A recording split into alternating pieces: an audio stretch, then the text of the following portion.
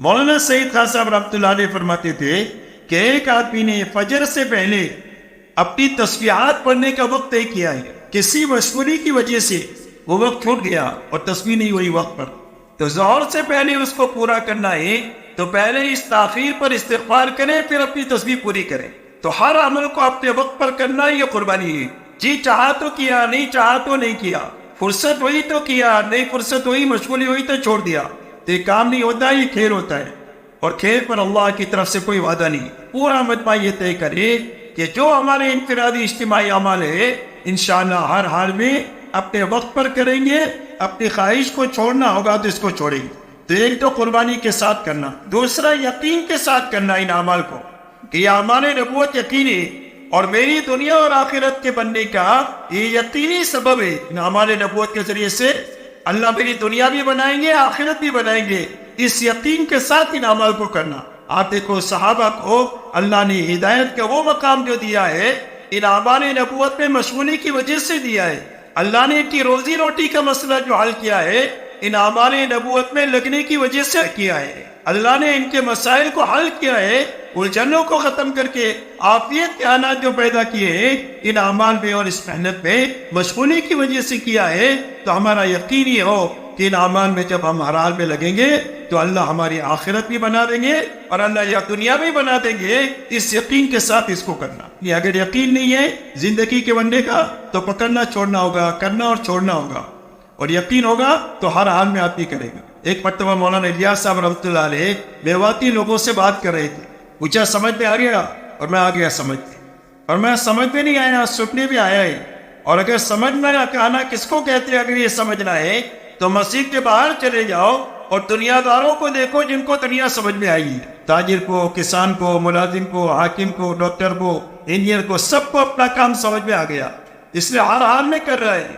کوئی تعریف کرے تو بھی کرے اور کوئی برائی کرے تو بھی کرے، اس لیے کہ اس کو کام سمجھ میں آ گیا ہے کہ ہر مشغلے والے کا یقین یہ ہے کہ میری زندگی کی ہر ضرورت میرے اس مشغلے سے پوری ہوگی۔ اگر سوئی کی ضرورت پڑے گی تو میرے مشغلے سے آئے گی، بچے بڑے ہو گئے، شادی کے خرچے کی ضرورت ہوگی تو میرے مشغلے سے آئے گا، مکان بنانے کی ضرورت ہوگی تو اسی مشغلے سے خرچہ آئے گا، گاڑی خریدنے کا تقاضا ہوگا تو یہی سے آئے گا۔ ہر ایک کا یقین ہے کہ میری ساری چھوٹی بڑی ضرورتیں میری اس مشغلے سے پوری ہوگی، یہ یقین اس کی استقامت کا سبب ہے۔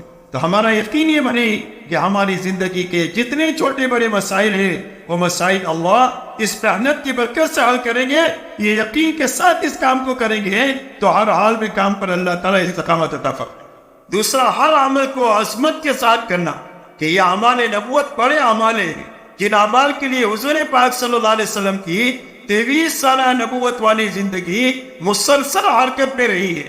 آپ اندازہ لگائے حضور صلی اللہ علیہ وسلم نے انگلی کا ایک اشارہ کیا چاند کو تو 2 ٹکڑے ہو گئے، تو جس اعمال کے لیے آپ گھنٹوں گھنٹوں اپنے آپ کو تھکایا ہے ان اعمال میں اللہ نے کتنی طاقت رکھی ہے۔ اس کی عظمت کے ساتھ میں ہر عمل کو کرنا، دعوت کا عمل بڑھا، تعلیم کا عمل بڑھا، ذکر و عبادت کا عمل بڑھا، اخلاق کا عمل بڑھا، اس لیے کہ یہ اعمال وہ ہے کہ جن اعمال میں حضور صلی اللہ علیہ وسلم کی پوری 23 سالہ زندگی لگی ہے، یہ بڑے اعمال ہیں، اور ان بڑے اعمال کی عظمت کے ساتھ ان اعمال کو کرنا۔ اسی کے ساتھ میں میرے دوستو صحیح ترتیب کے ساتھ ان اعمال کو کرنا، اس لیے کہ ہمارے ذمہ یہ ہے کہ زمین میں گٹھلی صحیح طریقے سے رکھنا ہی ہمارے ذمہ ہے۔ آپ نے 5 میٹر نیچے زمین میں گٹھلی ڈال دیا کہ وہ اگے گی، آپ زمین پر پھینک کر آ گئے تو اگے گی نہیں، اگے گی۔ آپ کے ذمہ صرف اتنا ہے کہ زمین میں صحیح طریقے سے گٹھلی کو دفن کرو۔ درخت کون بناتے ہیں؟ اللہ بناتے ہیں۔ نطفے کو صحیح جگہ رکھنا انسان کے بس پہ، انسان کون بناتا ہے؟ اللہ بناتے ہیں۔ ایسا ہی ہر اعمال کا ایک طریقہ ہے، ہر اعمال کے کرنے کا ایک نہج ہے، اور اس کی ایک ترتیب ہے، اس کے اصول ہے، اور اصولوں کی رعایت کے ساتھ کرنا، رواج سے بھی کام کو بچانا اور رسم سے بھی کام کو بچانا، کام کو صحیح نہج کے ساتھ کرنا، اس کے اندر کی روح کے ساتھ میں کرنا، یہ صحیح ترتیب کے ساتھ میں کرنا ہے۔